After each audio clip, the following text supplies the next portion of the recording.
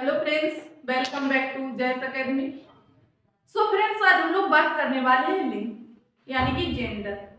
ये होता क्या है? जो जेंडर शब्द है ये किस भाषा का शब्द है? इसका शाब्दिक अर्थ क्या होता है? जो हमारा लिंग है ये संज्ञा के आधार पर देखा जाए तो कितने भेदों में बांटा गया है तथा इनको पहचानने में जो विभिन्न प्रकार के शब्द बनते हैं उनको हम सभी लोग इस क्लास में डिस्कस करने वाले हैं। जैसे इसमें कौन से शब्द अपवाद के अंतर्गत आते हैं और कौन से शब्द सदैव स्त्रीलिंग रहते हैं या कौन से शब्द सदैव पुल्लिंग रहते हैं। तो हम लोग इस क्लास में इन सभी पॉइंटों को अच्छे से क्लियर करने वाले हैं। तो सभी लोग क्लास के अंत तक बने रहें ताकि इससे जो बनने वाले महत्वपूर्ण पॉइंट हैं, जो हमारे प्रश्न हैं, वो एक भी प्रश्न हमसे छूटे ना पाए। तो चलिए क्लास को शुरू करते हैं। तो सबसे पहले हम जानेंगे कि जो लिंग है इसका शाब्दिक अर्थ क्या होता है। तो लिंग का शाब्दिक अर्थ होता है चिन्ह। क्या होता है? चिन्ह, जिसके द्वारा पहचाना जाए। और पूछा गया ये किस भाषा का शब्द है, ये किस भाषा से लिया गया है। जो लिंग शब्द है ये संस्कृत भाषा का शब्द है। किस भाषा का शब्द है? संस्कृत भाषा का शब्द है। तो अब हम जानेंगे लिंग। इसे हम कैसे पहचानेंगे कि लिंग होता क्या है? इसे हम कैसे पहचानेंगे कि ये क्या होता है? तो दोस्तों, लिंग संज्ञा का वह रूप है जिसमें स्त्री जाति या पुरुष जाति का बोध होता है, उसे हम लिंग कहते हैं। क्या कहते हैं? लिंग कहते हैं। किसका बोध होता है, किसके बारे में बताया जाता है लिंग में? स्त्री जाति या पुरुष जाति के बारे में बताया जाता है, उनकी पहचान के बारे में बताया जाता है, वह हमारा लिंग कहलाता है। तो नोट करेंगे सबसे पहले लिंग की परिभाषा। क्या? परिभाषा।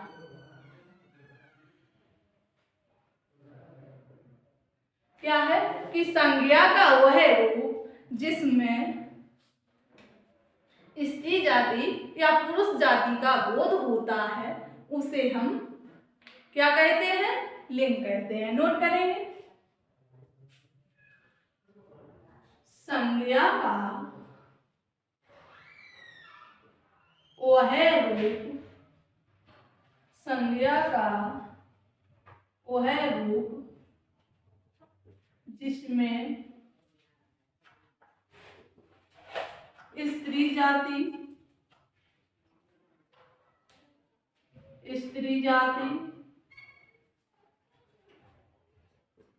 या पुरुष जाति का बोध होता है, पुरुष जाति का बोध होता है, उसे हम लिंग कहते हैं। उसे लिंग कहते या लिंग कहे जाता है, लिंग कहते हैं। क्या है कि संज्ञा का वह रूप जिसमें स्त्री जाति या पुरुष जाति का बोध होता है उसे हम लिंग कहते हैं। अब बात आती है जो हमारा लिंग है इसके भेद कितने हैं, ये कितने प्रकार का है। अगर संस्कृत भाषा की बात की जाए कि संस्कृत भाषा में लिंग के कितने भेद होते हैं, वो हमारी अलग बात रहती है। तो हम लोग पढ़ेंगे हिंदी पढ़ रहे हैं तो बात करेंगे हिंदी में कि हिंदी भाषा में लिंग के कितने भेद होते हैं या लिंग के कितने प्रकार होते हैं। तो हिंदी भाषा में देखा जाए तो लिंग के दो भेद होते हैं, दो प्रकार होते हैं। कितने प्रकार होते हैं हिंदी भाषा में? लिंग के दो प्रकार होते हैं। अगर कहीं पूछ दिया जाए कि संस्कृत भाषा में लिंग के कितने भेद होते हैं, तो संस्कृत भाषा में लिंग के 3 भेद होते हैं। कितने भेद होते हैं संस्कृत भाषा में? संस्कृत भाषा में लिंग के 3 भेद होते हैं। लेकिन हम लोग पढ़ रहे हैं हिंदी, तो हम लोग बात करेंगे हिंदी भाषा की। तो पॉइंट बनाएंगे अगला कि हिंदी भाषा में लिंग के भेद। हिंदी भाषा में लिंग के भेद। तो हिंदी भाषा में लिंग के दो भेद होते हैं। कितने? दो प्रकार होते हैं। हिंदी भाषा में लिंग के कितने प्रकार होते हैं? दो। कौन कौन से? पुल्लिंग और स्त्रीलिंग। तो इसमें हमारा पहला रहेगा पुल्लिंग या पुरुषलिंग। पुल्लिंग या पुरुषलिंग। और दूसरा है हमारा स्त्रीलिंग। कौन सा है? स्त्रीलिंग। तो हम लोग सबसे पहले बात करेंगे पुल्लिंग की। ये क्या होता है, इसे हम कैसे पहचानेंगे? तो पुल्लिंग संज्ञा का वह रूप होता है जिसमें पुरुष जाति या नर जाति का बोध होता है, उसे हम पुल्लिंग कहते हैं। क्या होता है पुल्लिंग या पुरुषलिंग? संज्ञा का वह रूप होता है जिसमें पुरुष जाति या नर जाति के बारे में बताया जाए या पहचाना जाए, उसे हम पुल्लिंग कहते हैं। नोट करेंगे।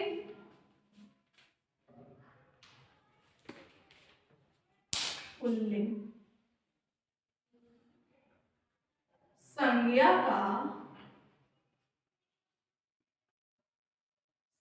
का वह रूप जिसमें पुरुष जाति या नर जाति का बोध होता है। जिसमें पुरुष जाति या नर जाति का बोध होता है। नर जाति का बोध होता है, उसे पुल्लिंग या पुरुषलिंग कहते हैं। उसे पुल्लिंग या पुरुषलिंग कहते हैं। क्या है पुल्लिंग? की संज्ञा का वह रूप जिसमें पुरुष जाति या नर जाति का बोध होता हो, उसे हम पुल्लिंग कहते हैं। तो अब हम जानेंगे स्त्रीलिंग। स्त्रीलिंग क्या होता है? तो स्त्रीलिंग संज्ञा का वह रूप होता है जिसमें स्त्री जाति या नारी जाति का बोध होता है, उसे हम क्या कहेंगे? स्त्रीलिंग। किसके बारे में बताया जाता है स्त्रीलिंग में? स्त्री या नारी जाति के बारे में बताया जाता है। तो नोट करेंगे स्त्रीलिंग की संज्ञा का वह रूप होता है जिसमें संज्ञा का वह रूप होता है, वह रूप होता है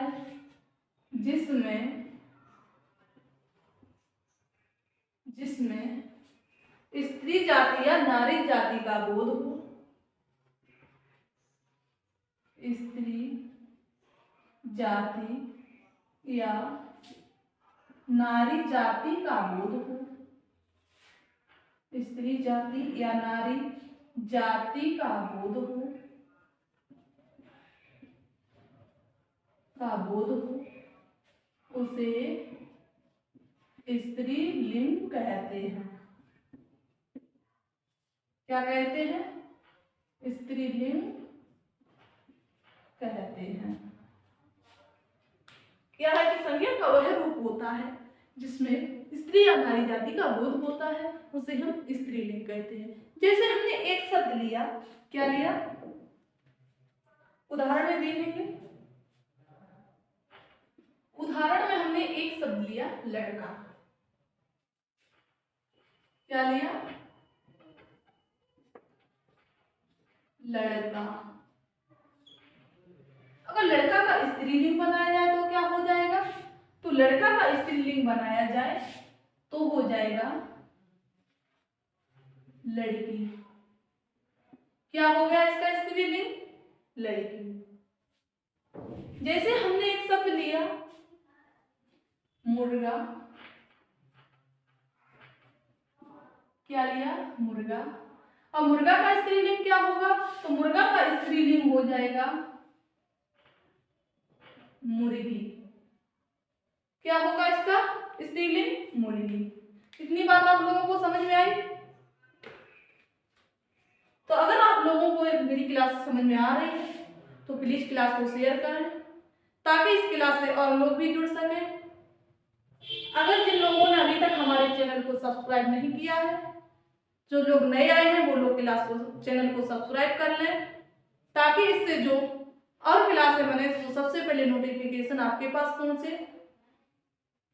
जो नया कोई टॉपिक बनाया जाए उसकी जानकारी आप लोगों तक पहुंच जाए। तो चलिए अब हम आपके लिए एक प्रश्न लेके आए हैं। वो प्रश्न है, आप लोग बताएंगे, इसका आंसर करेंगे। प्रश्न क्या है? क्वेश्चन है एक कि जो प्रधानमंत्री का लिंग क्या है, या प्रधानमंत्री किस लिंग का शब्द है। या प्रश्न ऐसे पूछा जाए, प्रधानमंत्री में कौन सा लिंग होता है। प्रश्न क्या है? जो हमारा शब्द दिया गया है प्रधानमंत्री, ये जो प्रधानमंत्री है इसमें कौन सा लिंग है? प्रधानमंत्री में कौन सा लिंग है? जैसे हमने ऑप्शन में दिए पुल्लिंग, ऑप्शन ए है पुल्लिंग, ऑप्शन बी है स्त्रीलिंग, ऑप्शन सी है उभयलिंग। क्या है? उभयलिंग। और ऑप्शन डी है नन ऑफ दीज, यानी कि इनमें से कोई नहीं, इनमें से कोई नहीं। तो आप सभी लोग कमेंट करें इसमें इसका राइट आंसर क्या होगा कि प्रधानमंत्री कौन सा लिंग है। प्रधानमंत्री जो शब्द इसमें कौन सा लिंग है? स्त्रीलिंग है या पुल्लिंग है या उभयलिंग है या इनमें से कोई नहीं है। तो इसमें बहुत से लोग आंसर कर रहे हैं उभयलिंग और बहुत से लोग आंसर कर रहे हैं पुल्लिंग। तो देखिए इसमें हमने उभयलिंग की तो हमें कोई बात ही नहीं की, अभी तक उभयलिंग की बात हुई क्लास में। तो इसमें अभी हमने उभयलिंग की कोई बात नहीं की, तो इस उभयलिंग को हटा दीजिए, खत्म कर दीजिए। तो क्या प्रधान, अब इसमें ऑप्शन दो बचे हैं पुल्लिंग और स्त्रीलिंग। तो प्रधानमंत्री क्या स्त्रीलिंग शब्द हो जाएगा? नहीं होगा। तो इसका हमारा राइट आंसर होगा ऑप्शन ए पुल्लिंग, यानी कि जो प्रधानमंत्री शब्द है ये इसमें कौन सा लिंग है? पुल्लिंग। इतनी बात समझ में आई आप लोगों को? तो चलिए अब हम अगला पॉइंट बनाएंगे इसमें स्त्रीलिंग और पुल्लिंग की पहचान का तरीका, इन्हें हम कैसे पहचानेंगे। पॉइंट बनाएंगे अगला, नेक्स्ट पॉइंट है हमारा पुल्लिंग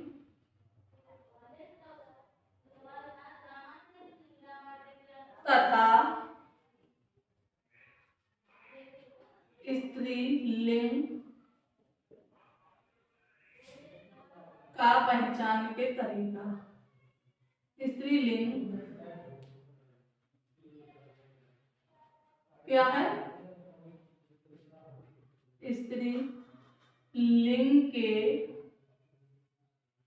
पहचान का तरीका, इसे हम किस प्रकार पहचानेंगे, इन सभी को हम जानेंगे इसी क्लास में। तो किस प्रकार पहचानेंगे स्त्रीलिंग या पुल्लिंग को कि स्त्रीलिंग है या पुल्लिंग है। तो सबसे पहले हम जानेंगे सर्वनाम की मदद से, इसे हम विभिन्न तरीकों से पहचानेंगे पॉइंट वाइज पॉइंट। तो सबसे पहले हम जानेंगे कि सर्वनाम के मदद से हम पुल्लिंग या स्त्रीलिंग को किस प्रकार पहचान सकते हैं? किसके आधार पर? सर्वनाम की मदद से।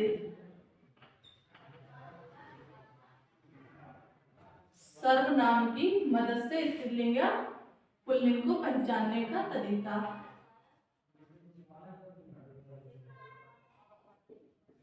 तो इससे कैसे पहचानेंगे? इससे कैसे हम लोग पहचान लेंगे कि ये पुल्लिंग है या स्त्रीलिंग? जैसे इसमें कौन कौन से शब्द आते हैं सर्वनाम में? कौन कौन से शब्द आते हैं सर्वनाम में? तो सर्वनाम में मेरी या मेरा तथा तुम्हारा, तुम्हारी,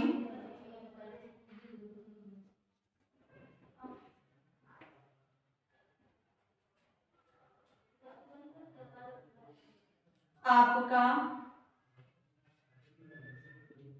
आपकी, जैसे अनेक शब्द आते हैं। तो जब आप लोग कहोगे कि हम इसे कैसे पहचानेंगे कि ये स्त्रीलिंग है या पुल्लिंग है, तो जैसे हमने इसमें एक शब्द लिया उदाहरण में, एग्जाम्पल देखेंगे इसका। तो इसका एग्जाम्पल में हमने एक शब्द लिया, क्या? कार।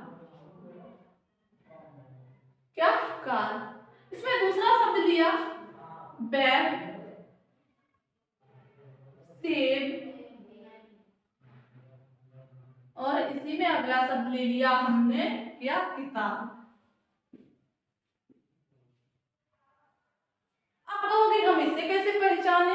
तो यहाँ पर क्या शब्द है? कार। तो क्या कहेंगे कि कार मेरा है? बोलोगे कि कार मेरा है? नहीं बोलोगे ना। तो क्या कहोगे? कार मेरी है। तो ये कार कैसा शब्द हो गया? स्त्रीलिंग। कैसा शब्द हो गया ये? स्त्रीलिंग की कार मेरी है। और दूसरा शब्द है हमारा ये बैग। आप कहोगे कि बैग मेरी है? कहोगे क्या? नहीं कहोगे। क्या कहोगे कि जो बैग है ये बैग मेरा है। तो ये बैग कैसा शब्द हो गया? तो बैग हो गया पुल्लिंग। कैसा शब्द हो गया ये बैग? पुल्लिंग।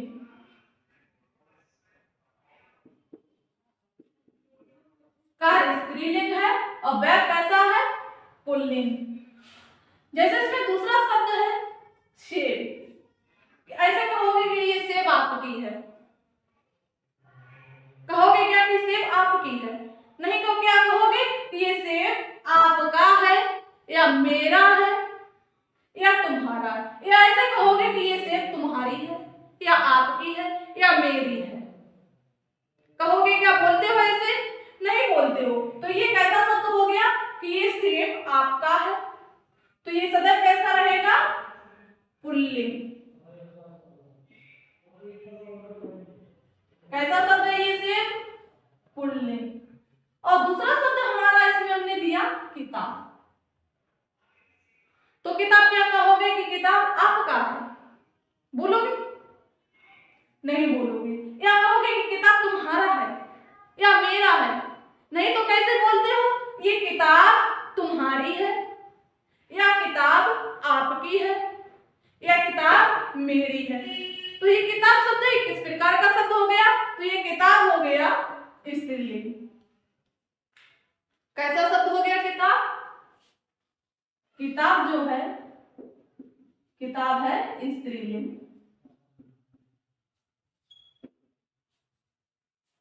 किताब कैसा शब्द हो गया? स्त्रीलिंग। इतनी सी बात समझ में आई आप लोगों को? तो चलिए अगला पॉइंट देखते हैं। इसमें अगला पॉइंट क्या बनेगा? तो अगला पॉइंट इसी में बनेगा क्रिया के आधार पर या क्रिया की मदद से पहचानेंगे हम लोग किसको? स्त्रीलिंग या पुल्लिंग को। दूसरा पॉइंट है इसी में, क्या है? क्रिया की मदद से। क्रिया की मदद से।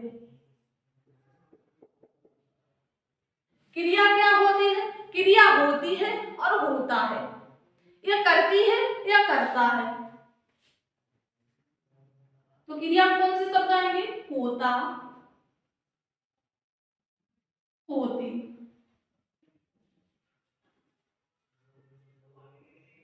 आप कहोगे कि हम इसे कैसे पहचानेंगे कि ये स्त्रीलिंग हो जाएगा या पुल्लिंग हो जाएगा?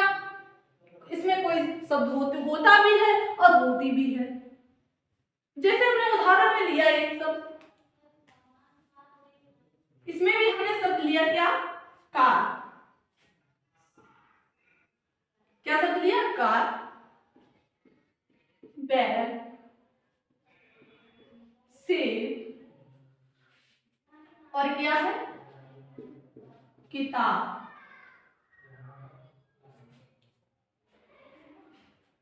तो क्या आप लोग बोलोगे कि कार होता है, कि कार सुंदर होता है या कार अच्छा होता है? बोलोगे क्या? नहीं तो कैसे बोलोगे कि कार अच्छी होती है? क्या है कि कार अच्छी होती है। जो होती शब्द ये कैसा है? ये स्त्रीलिंग में जाएगा। तो कार कैसा शब्द हो जाएगा? स्त्रीलिंग। बैग, बैग अच्छा होता है या अच्छी होती है? कहोगे कि बैग अच्छा होता है। क्या बोलोगे? कि बैग अच्छा होता है। तो ये बैग किस प्रकार का शब्द हो जाएगा? तो बैग हो जाएगा पुल्लिंग। कैसा शब्द हो जाएगा? Bag pulling. क्यों हो जाएगा? कि बैग होता है, होती नहीं है, आकार होती है। जैसे सेब है, सेब कैसा होता है? कि सेब मीठा होता है या खट्टा होता है। तो क्या ऐसे बोलोगे सेब मीठी होती है? बोलते हो क्या? नहीं बोलते हो। तो क्या बोलते हो? कि सेब मीठा होता है। कैसा होता है? मीठा होता है। तो ये किस में जाएगा? स्त्रीलिंग में या पुल्लिंग में? तो ये जाएगा पुल्लिंग में। तो सेब कैसा शब्द हो गया? पुल्लिंग। अब किताब कैसा शब्द है? किताब होती है या होता है? तो किताब होती है। तो ये किस प्रकार का शब्द हो जाएगा? तो ये स्त्रीलिंग। ये किसकी मदद से हम लोग देख रहे हैं? क्रिया की मदद से। तो आप लोग पहचान लोगे ऐसे। तो चलिए, तो हम लोग जानेंगे विशेषण की मदद से। विशेषण की मदद से हम लोग किस प्रकार पहचानते हैं पुल्लिंग या स्त्रीलिंग को। नेक्स्ट पॉइंट है इसमें विशेषण की मदद से। तो आप लोग कहोगे कि विशेषण की मदद से हम किस प्रकार पहचाने। तो विशेषण की मदद से विशेषण में कौन कौन से शब्द आ जाते हैं? जैसे अच्छा, अच्छी, बुरा या बुरी, जैसे शब्द आते हैं विशेषण। आप लोग कहोगे कि हम इससे कैसे पहचाने विशेषण में स्त्रीलिंग है या पुल्लिंग है। तो हमने जैसे एक शब्द लिया इसमें, वही शब्द है हमारे, शब्द है कार। क्या है शब्द? कार। तो विशेषण के आधार पर हम कैसे जानेंगे कि ये कार स्त्रीलिंग है या पुल्लिंग है। तो दूसरा शब्द है इसमें सेब, तीसरा शब्द है बेल, चौथा शब्द है किताब। क्या है? किताब। तो हम लोग कैसे जानेंगे कि ये पुल्लिंग है या स्त्रीलिंग। तो इसमें विशेषता क्या होती है? कार, कार अच्छी होती है या अच्छा होता है। तो आप लोग क्या कहोगे कि कार अच्छी होती है, ऐसे ही बोलते हो ना। तो कार जो शब्द है विशेषण के आधार पर विशेषण की मदद से कैसा शब्द हो जाएगा? तो ये भी स्त्रीलिंग ही रहेगा। कैसा शब्द है कार? स्त्रीलिंग। और सेब, सेब अच्छा होता है, तो ये भी कैसा है शब्द? पुल्लिंग। कैसा शब्द हो गया ये? पुल्लिंग। बैग, बैग भी अच्छा होता है या खराब होता है? तो बैग होता है, अच्छा होता है, तो ये भी किसके अंतर्गत जाएगा? तो ये भी जाएगा किसके अंतर्गत? पुल्लिंग के अंतर्गत। और नेक्स्ट शब्द है हमारा इसमें किताब। किताब अच्छी होती है या खराब होती है? किताब अच्छी होती है या अच्छा होता है? बुरी होती है या बुरा होता है? जो किताब शब्द है, अच्छा होता है? नहीं, अच्छी होती है। किताब कैसी होती है? अच्छी होती है। तो ये किसमें जाएगा, स्त्रीलिंग में या पुल्लिंग में? तो किताब शब्द है ये भी हमेशा स्त्रीलिंग में ही रहता है। किसमें रहेगा ये? स्त्रीलिंग में। इतनी बात समझ में आई आप लोगों को? तो चलिए अब हम लोग जानेंगे, ये तो जान लिए थे हमने सर्वनाम और क्रिया विशेषण के आधार पर, उसकी मदद से कि हम लोग स्त्रीलिंग और पुल्लिंग को किस प्रकार पहचानेंगे। अब हम लोग कुछ ऐसे नाम आएंगे जो सदैव पुल्लिंग ही रहते हैं। तो नेक्स्ट पॉइंट बनाएंगे, क्या बनाएंगे? कि सदैव पुल्लिंग वाले शब्द। अच्छी सी हेडिंग बनाए, सदैव पुल्लिंग वाले शब्द, जो सदैव पुल्लिंग या पुरुषलिंग रहते हैं। तो इसके अंतर्गत कौन कौन से शब्द आएंगे जो सदैव पुल्लिंग रहते हैं? जैसे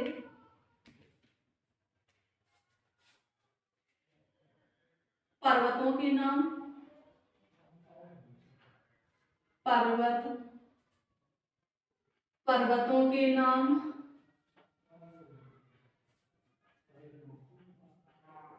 देशों के नाम, अनाजों के नाम, किसके? अनाजों के नाम, हिंदी के महीनों के नाम, इंग्लिश के महीनों में जैसे जनवरी, तो जनवरी स्त्रीलिंग हो जाएगा। फरवरी, फरवरी भी कैसा शब्द हो जाएगा? स्त्रीलिंग। लेकिन इसमें जो हिंदी के महीने होते हैं, चैत वैसाख, ये सदैव पुल्लिंग रहते हैं। क्या है? हिंदी के महीनों के नाम, हिंदी के महीनों के नाम, दिनों के नाम,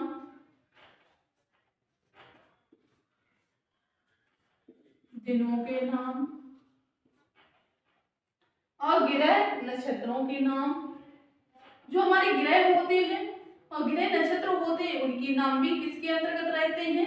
तो भी रहते हैं पुल्लिंग के अंतर्गत। और इसमें रहेगा पेड़ों के नाम, यानी कि वृक्षों के नाम, वृक्षों के नाम, जल इस्पातों के नाम या जल स्थानों के नाम, जलाशयों के नाम,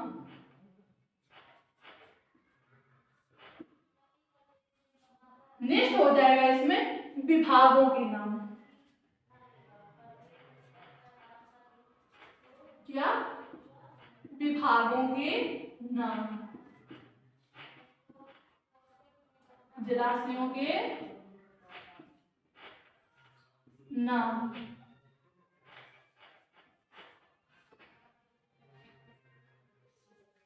किसके किसके नाम आते हैं पुल्लिंग में? इससे संबंधित और भी शब्द आ जाते हैं। जैसे पर्वतों के नाम में, जैसे हमारा पर्वत है हिमालय पर्वत। क्या? हिमालय। हिमालय होता है या होती है? तो हिमालय होता है। जैसे कैलाश पर्वत, तो क्या बोलूंगा? कैलाश ऊंची होती है या कैलाश ऊंची है? नहीं, ऐसा कैलाश पर्वत है वो बहुत ऊंचा है, यानी कि विशाल है। तो जो कैलाश पर्वत है ये कैसा शब्द रहेगा? तो ये भी रहेगा पुल्लिंग। जैसे अरावली पर्वत। जितने भी पर्वत हैं हमारे वो किसके अंतर्गत आएंगे, वो सभी आ जाएंगे पुल्लिंग के अंतर्गत, यानी कि पुरुषलिंग। और दूसरा नाम है इसमें देशों के नाम। देशों के नाम जैसे भारत, क्या शब्द है, भारत है, जापान है, जापान है, अमेरिका है, अमेरिका है, चीन है।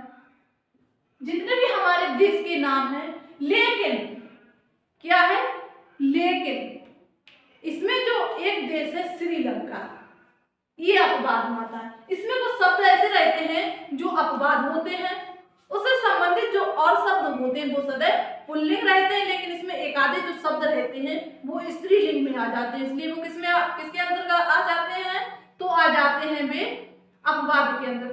क्या कहते हैं, इसमें कुछ अपवाद है, इसमें कुछ गलतियां हैं, इसके विपरीत है। तो अपवाद में जैसे हमारा श्रीलंका है, कौन सा, श्रीलंका, तो ये अपवाद में चला जाएगा। कौन सा देश, श्रीलंका।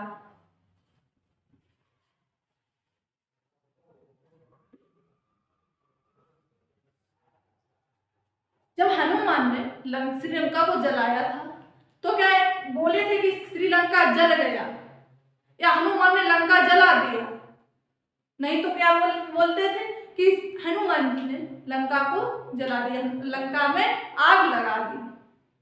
तो ये किस प्रकार का शब्द है, श्रीलंका। तो श्रीलंका जो है ये स्त्रीलिंग है। कैसा शब्द है, स्त्रीलिंग, यानी कि ये अपवाद में आ जाएगा। ये पॉइंट क्लियर हुआ। तो चलिए अब देखेंगे अनाजों के नाम। अनाजों के नाम जैसे हमने ले लिया गेहूं, गेहूं काटा जाता है या काटी जाती है, गेहूं काटा जाता है, तो ये किसमें रहेगा, पुल्लिंग में। गेहूं है, बाजरा है, चावल है, मक्का। तो आप लोग बताएं जो मक्का शब्द है ये स्त्रीलिंग है या पुल्लिंग है। मक्का शब्द जो है तो हम लोग बोलते हैं आम बोलचाल की भाषा में कि मक्का काटी जाती है या बोई जाती है, लेकिन मक्का स्त्रीलिंग शब्द ना होके पुल्लिंग है। कैसा शब्द है मक्का, मक्का पुल्लिंग शब्द है, इसमें कंफ्यूज नहीं होना है। ज्यादातर एग्जामों में यही शब्द पूछा जाता है, क्या मक्का। इसमें भी अब बात है, जो हमारे ज्वार होता है, जो ज्वार अनाज है वो अपवाद में, वो स्त्रीलिंग है, जो उसे बोलते हैं बेजर। अपवाद में कौन सा शब्द आएगा, ज्वार, ये अपवाद में आएगा ज्वार। ये कैसा शब्द है, ये स्त्रीलिंग है, ज्वार, जिसे हम लोग बोलते हैं बेजर। क्या बोलते हैं, बेजर। और अपवाद में अनाजों में कौन सा शब्द आ जाएगा, अगर पूछा जाए, ज्वार शब्द है ये कैसा शब्द, स्त्रीलिंग है, इसमें कौन सा लिंग है, तो हम लोग कहेंगे स्त्रीलिंग। तो ऐसे याद नहीं करना कि अनाजों के जितने नाम है वो सदैव पुल्लिंग में आते हैं, नहीं, इसमें एक शब्द है ज्वार, वो स्त्रीलिंग शब्द है, इसलिए वो किसमें आ गया, अपवाद में। अब आएगा अगला हिंदी के महीने। हिंदी के महीनों के नाम जैसे चैत, बैसाख, जेठ, आषाढ़। चैत, बैसाख, ज्येष्ठ, आषाढ़।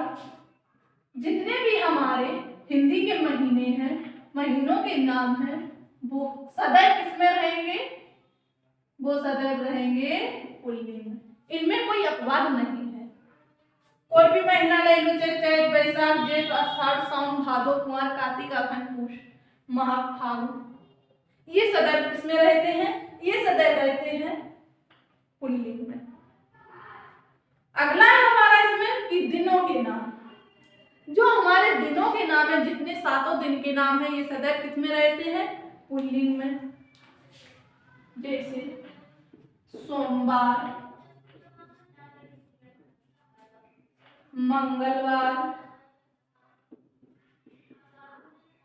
बुधवार, बृहस्पतिवार,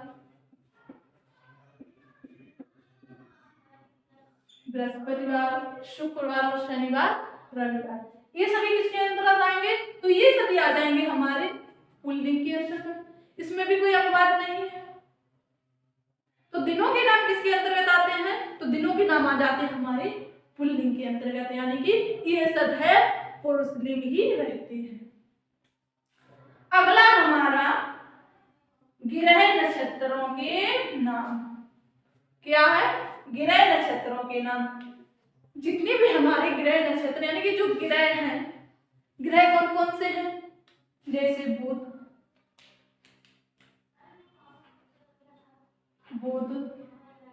मंगल, बृहस्पति, शुक्र, जितने भी ग्रह हैं। लेकिन जो हमारा एक ग्रह है पृथ्वी, कौन सा? पृथ्वी। तो पृथ्वी किसके अंतर्गत आएगा? ये अपवाद है। ग्रह नक्षत्रों में भी एक अपवाद है, वो ग्रह है हमारा पृथ्वी। तो पृथ्वी कैसा शब्द है? पृथ्वी है स्त्रीलिंग। पृथ्वी कैसा शब्द है? स्त्रीलिंग। तो ये अपवाद में जाएगा, अपवाद। तो अपवाद में कौन सा शब्द आएगा? पृथ्वी।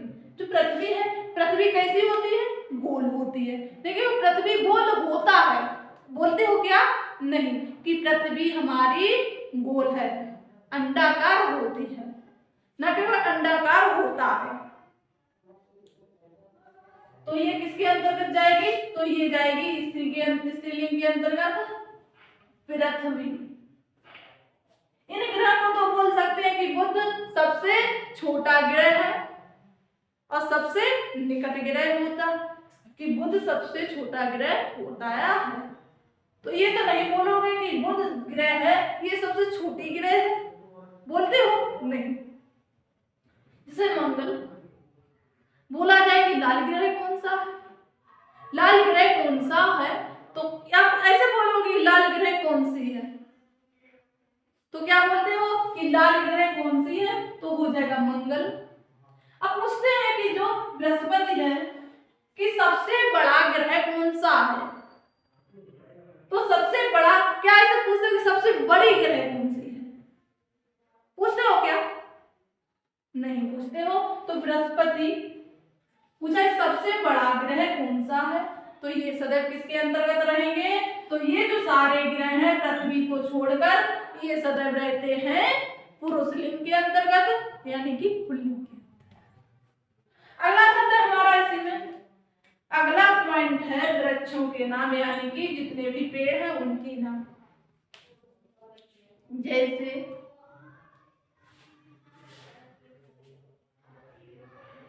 आम का पेड़, बरगद का पेड़, नीम का पेड़, शीशम का पेड़, जितने भी पेड़ हैं। लेकिन इसमें जो हमारा होता है खजूर का पेड़, किसका पेड़? खजूर का पेड़। ये सदैव किसमें रहता है? ये स्त्रीलिंग होता है। ये भी अपवाद के अंतर्गत हो गया। अगर पूछा जाए खजूर है, इसमें कौन सा लिंग है? तो खजूर में कौन सा लिंग होगा? तो खजूर में स्त्रीलिंग होगा, अपवाद के अंतर्गत आ जाता है। तो कौन सा? खजूर। खजूर का पेड़ होता है, ये कैसा होता है? स्त्रीलिंग। ऐसे याद नहीं करना कि जितने भी वृक्षों के नाम है ये सदैव पुल्लिंग होते हैं, नहीं, इनमें भी कुछ अपवाद होते हैं। जैसे खजूर का पेड़ ये सदैव स्त्रीलिंग में रहता है। अगला हमारा इसी में जलाशयों के नाम क्या है? जलाशयों के नाम जैसे प्रशांत महासागर, प्रशांत महासागर,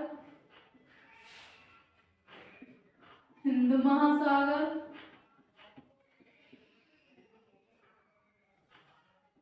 जितने भी हमारे जलाशय हैं, चाहे वो झील हो, तालाब हो, ये सदैव किसके अंतर्गत रहेंगे?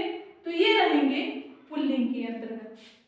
पूछा जाता है कि सबसे बड़ा महासागर कौन सा है, तो क्या ऐसे पूछते हैं कि सबसे बड़ी महासागर कौन सा है या कौन सी है? ऐसे तो नहीं पूछते हैं। तो क्या पूछते हैं कि सबसे बड़ा महासागर कौन सा है? तो वो हो जाएगा प्रशांत महासागर। तो ये जितने भी सागर जलाशय हैं वो सदैव पुल्लिंग के अंतर्गत रहते हैं।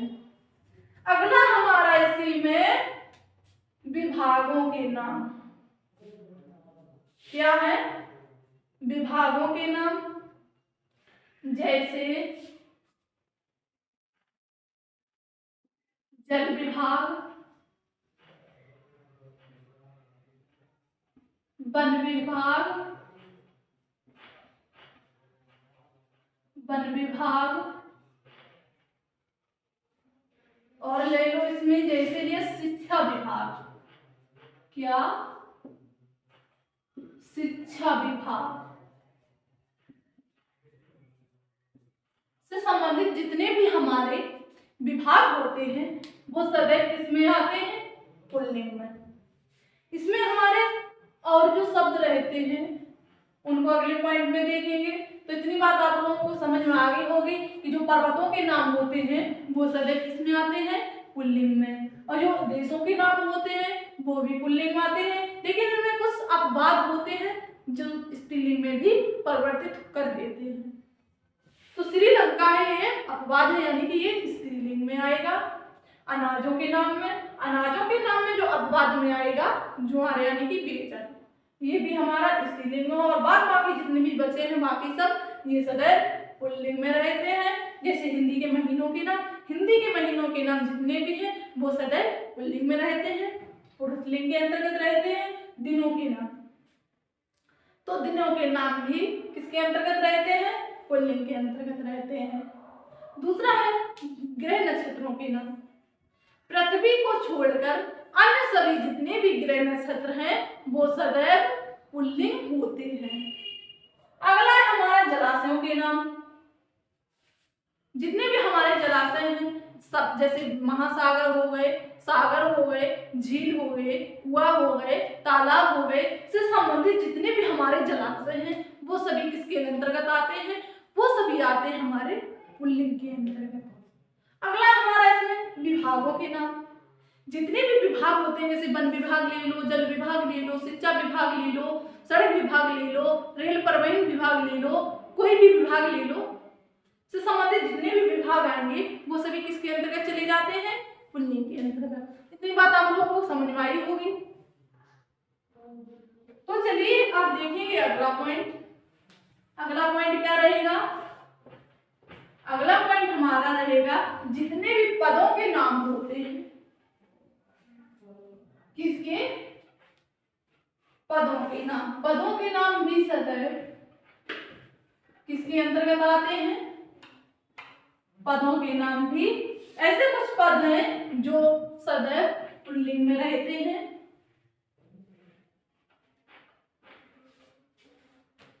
क्या हमारा पॉइंट?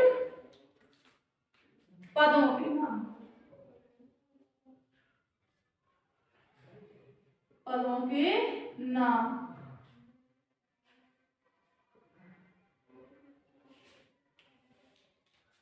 तो पदों के नाम जैसे हमने एक पद लिया किसका? प्रधानमंत्री का।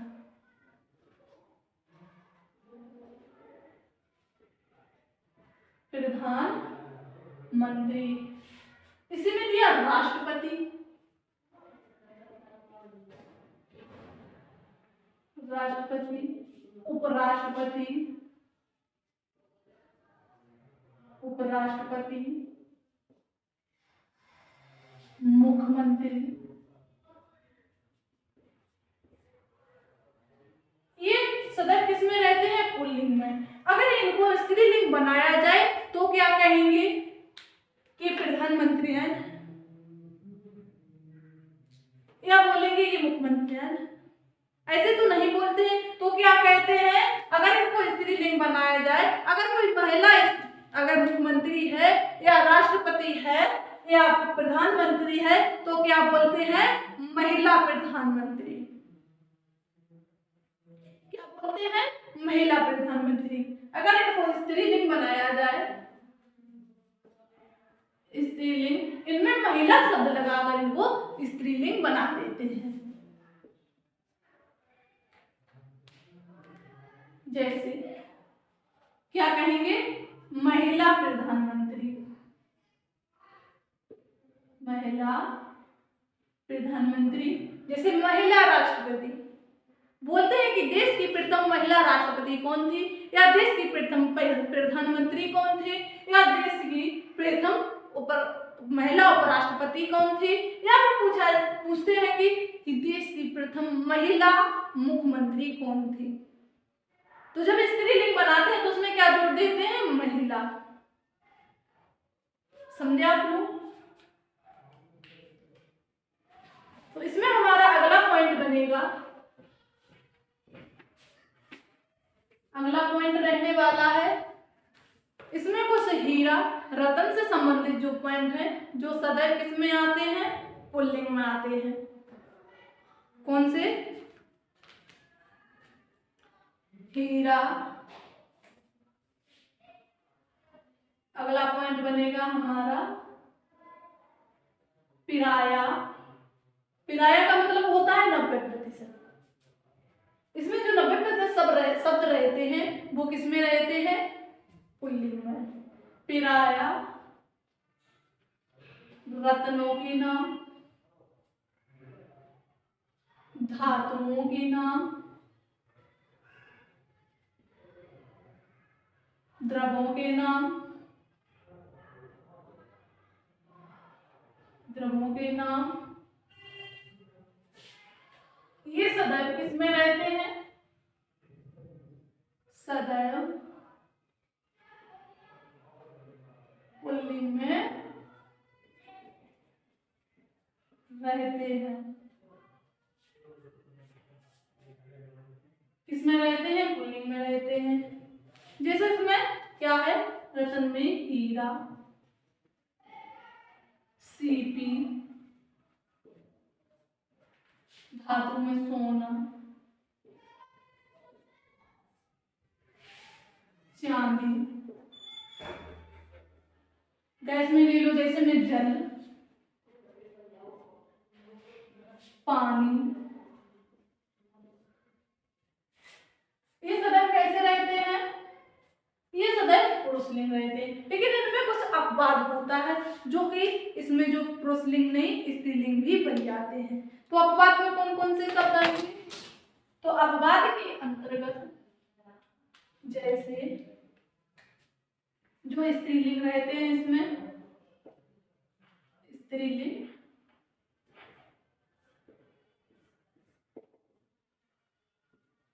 ये सीपी शब्द है, ये स्त्रीलिंग में आता है। कौन सा? सीपी। सीपी है, सियाही है, चाय है। पूछा जाए कि चाय में कौन सा लिंग है, तो चाय में स्त्रीलिंग होता है। कौन सा लिंग होता है चाय शब्द में? चाय शब्द में स्त्रीलिंग होता है। जैसे धारा, धारा में भी कौन सा शब्द होता है? चाहे चाय है, कॉफी है, इसे जितने भी हमारे पीने वाली चीजें हैं वो सदैव किसमें आती हैं? स्त्रीलिंग में। अब हमारा अगला पॉइंट इसमें रहेगा,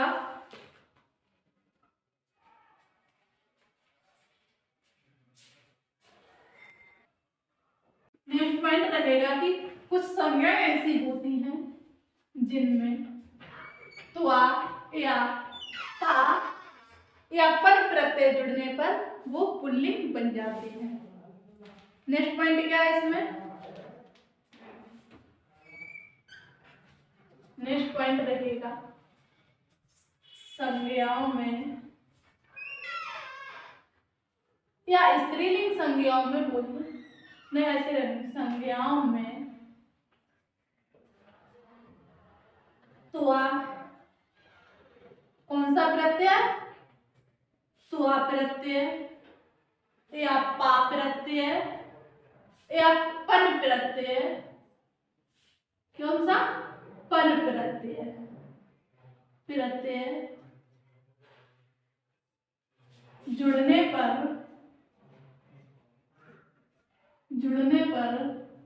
या जोड़ने पर बहुवचन बन जाते हैं। जोड़ने पर क्या, सॉरी, पुल्लिंग बन जाते हैं।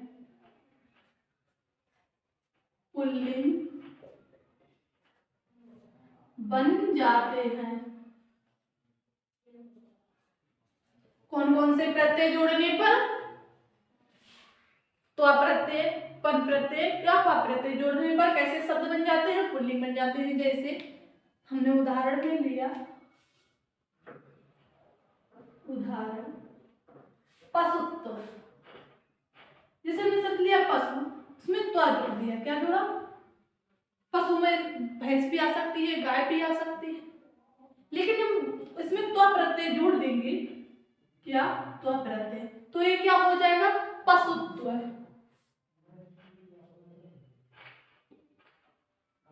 पशुत्व। जैसे गुरुत्व,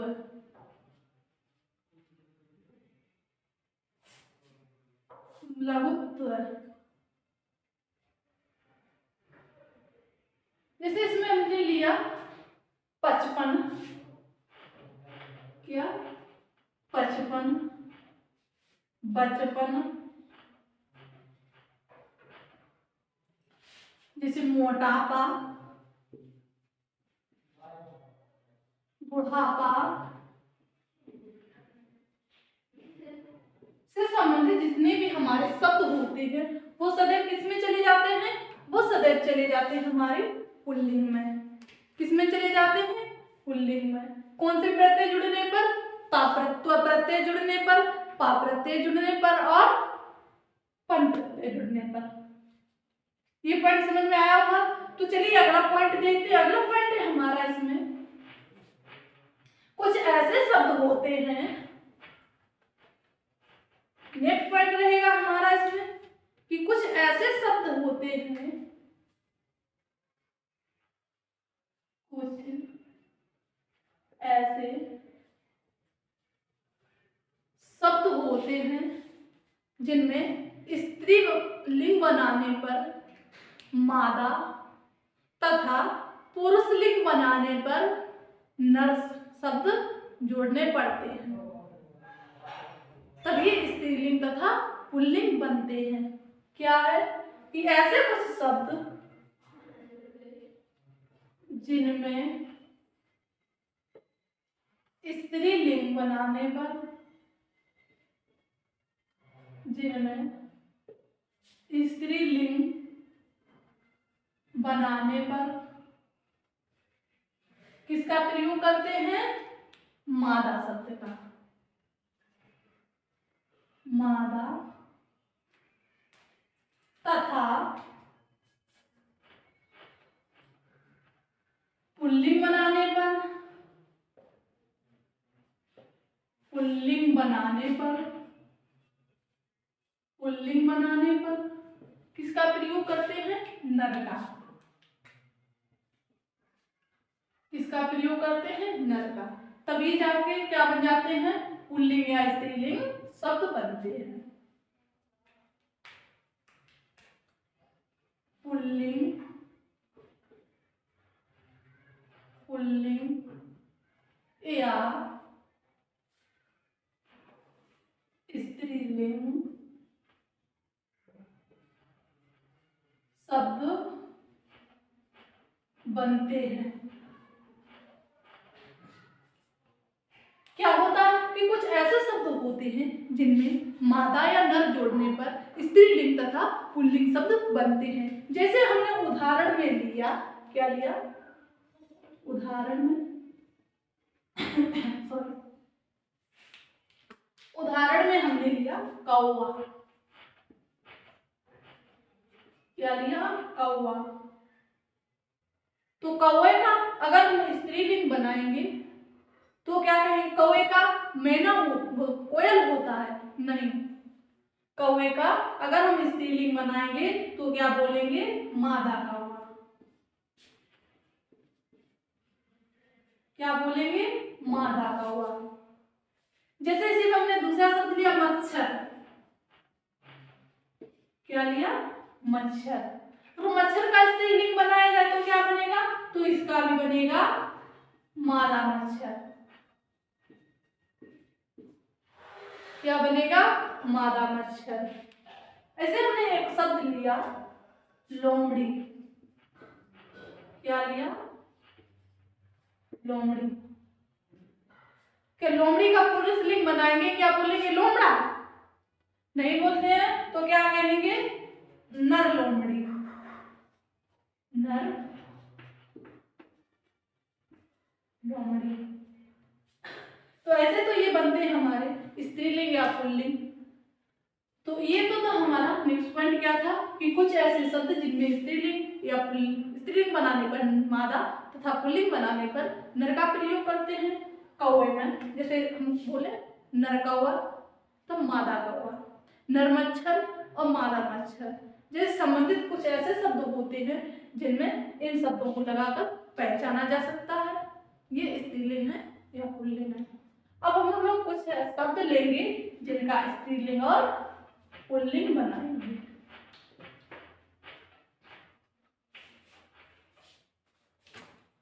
कुछ शब्दों के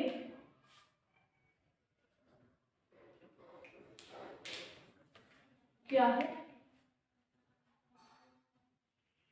कुछ शब्दों के स्त्रीलिंग तथा पुल्लिंग।